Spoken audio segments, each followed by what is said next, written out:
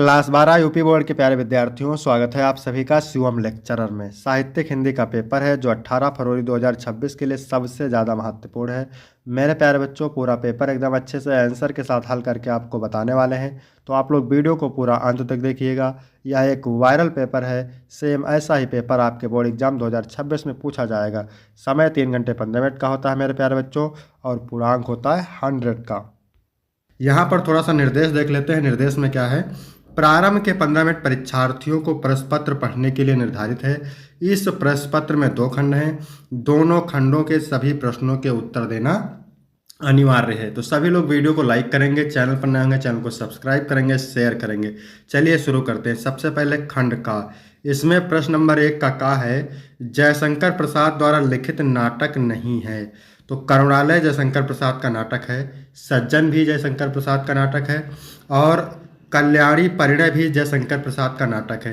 भारत सौभाग्य जयशंकर प्रसाद का नाटक नहीं है। तो यही ऑप्शन सही हो जाएगा। भारत सौभाग्य बद्री नारायण चौधरी प्रेमघन की रचना है। इसके बाद प्रश्न नंबर 1 का खा है मेरे प्यारे बच्चों, निम्नलिखित में से कौन सा उपन्यास प्रेमचंद्र द्वारा लिखित है? निर्मला उपन्यास मुंशी प्रेमचंद्र द्वारा लिखित है। आपका चौथा ऑप्शन सही हो जाएगा। अब यहाँ पर सुनीता उपन्यास जैनेन्द्र कुमार का है। ऋतुचक्र उपन्यास किसका है? ऋतुचक्र उपन्यास है इलाचंद जोशी का। इरावती उपन्यास है कौन? जयशंकर प्रसाद का। ठीक है, इरावती अपूर्ण उपन्यास है जयशंकर प्रसाद का।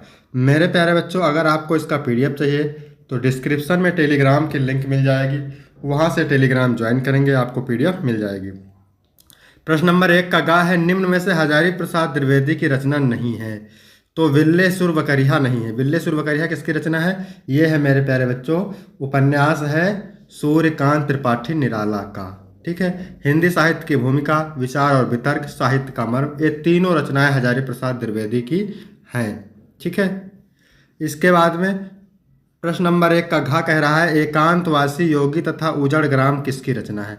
मैथिली शरण गुप्त, श्रीधर पाठक, बालमुकुंद गुप्त, भारतेंद्र हरिश्चंद्र। एकांतवासी योगी तथा उजड़ ग्राम ये श्रीधर पाठक की रचना है। श्रीधर पाठक की रचना है। निम्न में से प्रोफेसर जी सुंदर रेड्डी की रचना है मेरे विचार। प्रोफेसर जी सुंदर रेड्डी की रचना क्या है? मेरे विचार। सूरत का 7वां घोड़ा धर्मवीर भारती की रचना है। ठीक है, आलवल सच्चिदानंद हीरानंद वात्स्ययन अज्ञेय की रचना है। मैंने सिल पहुंचाई ये विद्यानिवास मिश्र की रचना है। इसके बाद प्रश्न नंबर 2 का। ठीक है, प्रश्न नंबर 2 का निम्नलिखित में से अयोध्या सिंह उपाध्याय हरिओत द्वारा लिखित महाकाव्यात्मक रचना है। वैसे तो ये चारों रचनाएं अयोध्या सिंह उपाध्याय हरिओत की हैं, लेकिन इसमें पूछा है अयोध्या सिंह उपाध्याय हरिओत का महाकाव्य कौन सा है? तो वैदेही वनवास इनका महाकाव्य है। वेदना की प्रतिमूर्ति किस कवयित्री को कहा जाता है? सुभद्रा कुमारी चौहान, महादेवी वर्मा, मैत्रेय पुष्पा, लक्ष्मीबाई। तो महादेवी वर्मा को वेदना की प्रतिमूर्ति कहा जाता है। इसके बाद प्रश्न नंबर 1 का गा है मेरे प्यारे बच्चों, सूर्यकांत त्रिपाठी निराला की रचना है बापू के प्रति, पल्लव, अंधेरे में, राम की शक्ति पूजा। राम की शक्ति पूजा सूर्यकांत त्रिपाठी निराला की रचना है। अब यहाँ पर देखिए, बापू के प्रति क्या? बापू के प्रति सुमित्रा नंदन पंत की रचना है। पल्लव भी सुमित्रा नंदन पंत की रचना है, और अंधेरे में गजानन माधव मुक्ति बोध की रचना है। महावृक्ष के नीचे रचना है धर्मवीर भारती की, गिरिजा कुमार माथुर की, सच्चिदानंद हीरानंद वात्स्ययन अज्ञेय की, नरेंद्र शर्मा की। तो महावृक्ष के नीचे ये रचना है सच्चिदानंद हीरानंद वात्स्ययन अज्ञेय की। इसके बाद प्रश्न नंबर 1 का अंगा है, कुकुरमुत्ता के रचयिता हैं महावीर प्रसाद द्विवेदी, सूर्यकांत त्रिपाठी निराला, जयशंकर प्रसाद, बाल शर्मा नवीन। तो कुकुरमुत्ता के रचयिता है मेरे प्यारे बच्चों सूर्यकांत त्रिपाठी निराला। दूसरा ऑप्शन राइट हो जाएगा। इसके बाद है प्रश्न नंबर 3, निम्नलिखित गद्यांश पर आधारित प्रश्नों के उत्तर दीजिए। ये 10 अंक का होता है। गद्यांश के नीचे 5 प्रश्न रहते हैं और एक प्रश्न का 2 अंक मिलता है, तो कुल मिला के 10 अंक। किसी भी गद्यांश को हल करने से पहले सबसे पहले गद्यांश को अच्छे से पढ़ते हैं, फिर मैं आपको इसकी ट्रिक भी बताऊंगा कैसे आपको गद्यांश पहचानना है।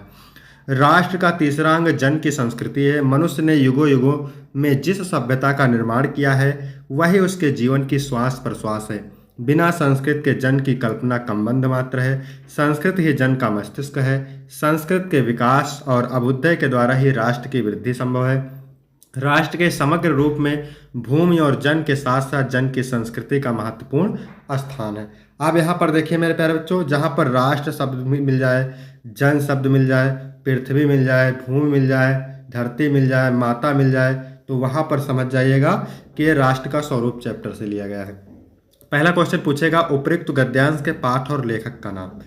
तो गद्यांश के पाठ का नाम है राष्ट्र का स्वरूप, गद्यांश के लेखक का नाम है वासुदेव शरण अग्रवाल। इसको कैसे याद रखेंगे? रावा, रा से राष्ट्र का स्वरूप, वा से वासुदेव शरण अग्रवाल, रा से राष्ट्र का स्वरूप, वा से वासुदेव शरण अग्रवाल। दूसरा क्वेश्चन है रेखांकित अंश की व्याख्या कीजिए। ठीक है, तो व्याख्या किसकी करना है देख लीजिए यहाँ पे, जिसकी रेखा खींची हुई है यहाँ से लेकर के यहाँ तक, इसकी करना है आपको व्याख्या। तो चलिए देखते हैं इसकी व्याख्या। लेखक कहते हैं कि जन की संस्कृति राष्ट्र का एक महत्वपूर्ण हिस्सा है। संस्कृत मनुष्य के जीवन का मस्तिष्क है जो उसकी पहचान और विकास का आधार बनती है। संस्कृत के बिना जन की कोई वास्तविकता नहीं होती। तीसरा प्रश्न है राष्ट्र के समग्र रूप में भूमि और जन के साथ साथ किसका महत्वपूर्ण स्थान है? तो राष्ट्र के समग्र रूप में भूमि और जन के साथ साथ जन की संस्कृति का महत्वपूर्ण स्थान है, आपने अभी पढ़ा था। फिर अगला क्वेश्चन है राष्ट्र का तीसरा अंग क्या है? तो राष्ट्र का तीसरा अंग है जन की संस्कृति। मनुष्य के जीवन की श्वास प्रश्वास क्या है? तो मनुष्य के जीवन की श्वास प्रश्वास सभ्यता है, जिसे उसने युगों युगों में निर्माण किया है। यह उसकी पहचान और अस्तित्व का महत्वपूर्ण हिस्सा है। ठीक है, अथवा करके दो पूछता है तो आपको एक करना रहता है, तो अथवा वाला भी देखते हैं। ईर्ष्या द्वेष से प्रेरित निंदा भी होती है, लेकिन इसमें वह मजा नहीं जो मिशनरी भाव से निंदा करने में आता है। इस प्रकार का निंदक बड़ा दुखी होता है। ईर्ष्या द्वेष से 24 घंटे जलता है और निंदा का जल छिड़ककर कुछ शांति अनुभव करता है। ऐसा निंदक बड़ा दयनीय होता है। अपनी अक्षमता से पीड़ित वह बेचारा दूसरे की सक्षमता के चांद को देखकर सारी रात स्वान जैसा भोगता है। ईर्ष्या द्वेष से प्रेरित निंदा करने वाले को कोई दंड देने की जरूरत नहीं है, वह निंदक बेचारा स्वयं दंडित होता है। आप चैन से सोइए और वह जलन के कारण सो नहीं पाता, उसे और क्या दंड चाहिए। यहाँ पर है देखिए ईर्ष्या शब्द मिल गया था, ठीक है, निंदा शब्द मिल गया था। ठीक है, तो ईर्ष्या द्वेष निंदा जलन निंदा रस से लिया गया है चैप्टर। उपयुक्त गद्यांश के पाठ एवं शीर्षक का नाम लिखिए। तो पाठ का नाम निंदा रस है, लेखक का नाम है हरिशंकर प्रसाई। 2 अंक इसके लिए आपको मिलेंगे। फिर है रेखांकित अंश की व्याख्या कीजिए। तो व्याख्या किसकी करना है यहाँ पर देख सकते हैं, ये जो रेखा खींची हुई है इसकी आपको करना है व्याख्या। तो चलिए व्याख्या देखते हैं।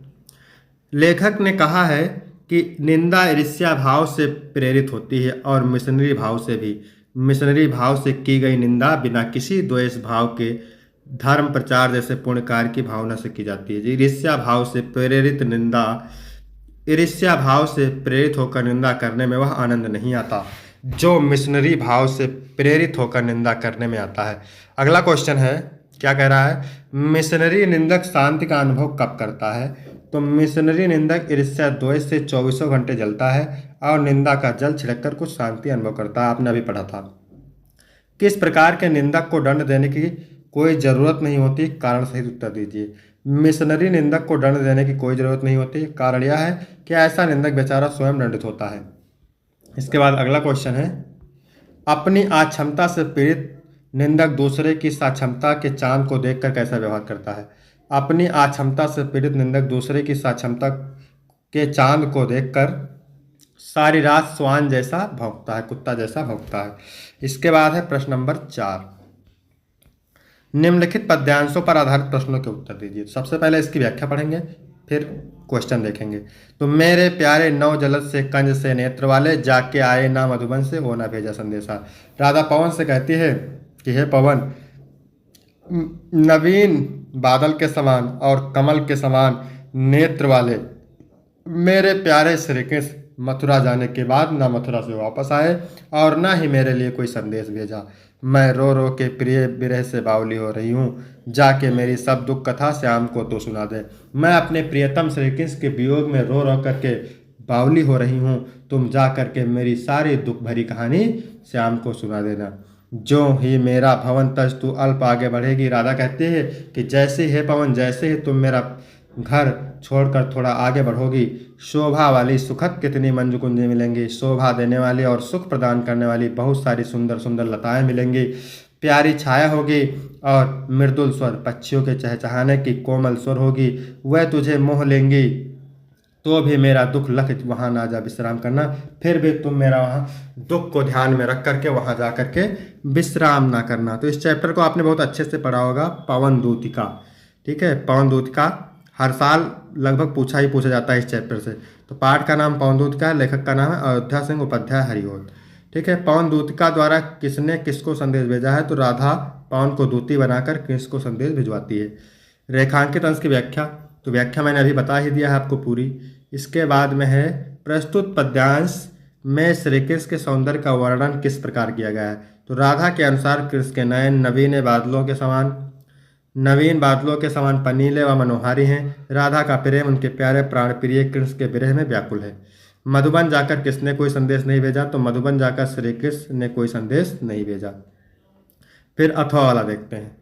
ठीक है, संस्कृत जल तीर। ठीक है, प्रस्तुत पद्यांश में एकांत में बैठे मनु का परिचय पूछते हुए श्रद्धा कहती है, कौन तुम संस्कृत जल तीर, संसार रूपी सागर के किनारे बैठे हुए तुम कौन हो? संस्कृत जल तीर मतलब संसार रूपी सागर के किनारे बैठे हुए तुम कौन हो? तरंगों से फेंकी मणि एक। जिस प्रकार सागर अपनी लहरों की तरंगों से एक मणि को अपने किनारे फेंक देती है, उसी प्रकार इस संसार रूपी सागर की लहरों द्वारा इस निर्जन स्थान पर फेंके गए तुम कौन हो? कर रहे निर्जन का चुपचाप प्रभा की धारा से अभिषेक। कर रहे निर्जन का चुपचाप प्रभा की धारा से अभिषेक। जिस प्रकार सागर की लहरों द्वारा फेंकी गई मणि उसके किनारों को सुशोभित करती है, उसी प्रकार तुम भी चुपचाप अपनी आभा की चमक से इस निर्जन प्रदेश को सुशोभित कर रहे हो। मधुर विश्रांत और एकांत जगत का सुलझा हुआ रहस्य, यानी तुम मधुरता, थकान और एकांत से परिपूर्ण इस संसार में सुलझे हुए रहस्य की भांति प्रतीत हो रहे हो। एक करुणामय सुंदर मौन और चंचल मन का आलस्य। तुम्हारा सुंदर और मौन रूप करुणा से परिपूर्ण है और तुम्हारा चंचल मन आलस्य धारण किए हुए है। इसके बाद देखें, यहाँ पर पहला क्वेश्चन पूछ रहा है उपयुक्त पद्यांश के शीर्षक और कवि का नाम। तो शीर्षक का नाम श्रद्धामनु, कवि का नाम जयशंकर प्रसाद। फिर है रेखांकित अंश की व्याख्या, तो व्याख्या मैंने पूरी आपको बता दिया है। फिर है उक्त पंक्तियों में कौन किसका परिचय पूछ रहा है? तो उप पंक्तियों में श्रद्धा मनु का परिचय पूछ रही है। कौन अपनी कांत से वीराने को शोभायमान कर रहा है? मनु भव्य पुरुष की भांति अपनी कांत से वीराने को शोभायमान कर रहे हैं। ठीक है, फिर है प्रभा की धारा से अभिषेक पंक्ति में कौन सा अलंकार है? तो इसमें रूपक अलंकार है। आज का कहा है निम्नलिखित में से किसी एक लेखक का साहित्यिक परिचय देते हुए उनकी कृतियों पर प्रकाश डाली। 80 शब्द में होता है और 5 अंक का होता है। वासुदेव शरण अग्रवाल, प्रोफेसर जी सुंदर रेड्डी और डॉक्टर हजारी प्रसाद त्रिवेदी। ठीक है, तो यहाँ पर आप देख सकते हैं डॉक्टर वासुदेव शरण अग्रवाल का जीवन परिचय है। इसका आप स्क्रीनशॉट ले सकते हैं यहाँ पे। ठीक है, इसके बाद में है खा नंबर, निम्नलिखित में से किसी एक कवि का साहित्यिक परिचय देते हुए उनकी कृतियों पर प्रकाश डालिए। भी 80 शब्द में लिखना है और 5 अंक का होता है। तो इसमें अयोध्या सिंह उपाध्याय हरिओत, जयशंकर प्रसाद, महादेवी वर्मा। तो मैंने अयोध्या सिंह उपाध्याय हरिओत का जीवन परिचय और साहित्यिक परिचय लिख रखा है, आप यहाँ पर स्क्रीनशॉट ले सकते हैं। इसके बाद है 6 नंबर प्रश्न, क्या कह रहा है? कहानी कला के आधार पर पंचलाइट कहानी का सारांश कीजिए। अधिकतम 80 शब्द में और 5 अंक का होता है। अथवा ध्रुव यात्रा के प्रमुख पात्र का चरित्र चित्रण कीजिए 80 शब्द में। तो यहाँ पर हमने पंचलाइट कहानी का सारांश लिख रखा है, आप यहाँ पर देख सकते हैं। बहुत ही अच्छे से, बहुत ही सरल शब्दों में आप इसका स्क्रीनशॉट ले सकते हैं मेरे प्यारे बच्चों। ठीक है, इसके बाद है 7 नंबर प्रश्न, स्वपठित खंड काव्य के आधार पर किसी एक खंड काव्य के एक प्रश्न का उत्तर लिखिए। 80 शब्द में होता है, 5 अंक का होता है। तो ये खंड काव्य जितने भी दिए हुए हैं ये सब अलग अलग जिले के लिए अलग अलग खंड काव्य होते हैं, तो इसको आप जरूर तैयार करेंगे। इसके बाद है खंड खा। ठीक है, 8 का नंबर है निम्नलिखित संस्कृत गद्यांशों में से किसी एक का संदर्भ से हिंदी में अनुवाद कीजिए। 7 अंक का होता है। ठीक है, तो धन्यो एवं भारत देशा, यह भारत देश धन्य है। यत्र समुलिसत जनमानस पावनी, भव्य भावो उद्भावनी, शब्द संदोह प्रसवनी सुरभारती। यह भारत देश धन्य है जहाँ लोगों के मन को पवित्र करने वाली, सुंदर भावों को उत्पन्न करने वाली, शब्दों के समूह को जन्म देने वाली देववाणी सुशोभित है। विद्यमानेश निखिलवयप वांगेम अस्या वांगेम सर्वश्रेष्ठम सुसंपन्नम चावर्तते। विद्यमान वर्तमान साहित्यों में इसका साहित्य सर्वश्रेष्ठ और सुसंपन्न है। यमेव भाषा संस्कृत नामनापि लोके प्रथितास्थ, यही भाषा संस्कृत के नाम से संसार में प्रसिद्ध है।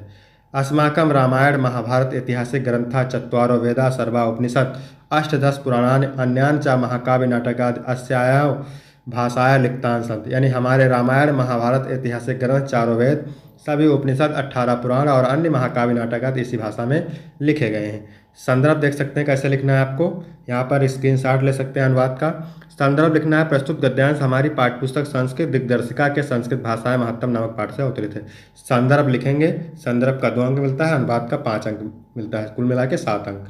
फिर यहाँ पर देखते हैं अथवा वाला। महामनीषिणा मदन मोहन मालवीय से जन्म प्रयागे प्रतिष्ठित परिवारों अभवत। महामना मदन मोहन मालवीय का जन्म प्रयाग के प्रतिष्ठित परिवार में हुआ था। अस्य पिता, इनके पिता पंडित ब्रजनाथ मालवीय संस्कृत से सम्मान्य विद्वान से, संस्कृत के सम्माननीय विद्वान थे। अयम प्रयागे एवं संस्कृत पाठशाला राजकीय विद्यालय में और सेंट्रल महाविद्यालय च शिक्षा प्राप्त अत्रैव राजकीय विद्यालय अध्यापनम आरब्धवान। इन्होंने प्रयाग के ही संस्कृत पाठशाला राजकीय विद्यालय और मेयर सेंट्रल महाविद्यालय में शिक्षा प्राप्त करके यहीं पढ़ाना शुरू कर दिए। युवक मालवीय शौकीन प्रभावपूर्ण भाषण जनानाम मनांस आमोहित। युवक मालवीय अपने प्रभावपूर्ण भाषण से लोगों के मन को मोह लिया। अतः अस्त सुहृदाताम प्रापिधाक पदवी, यानी इसलिए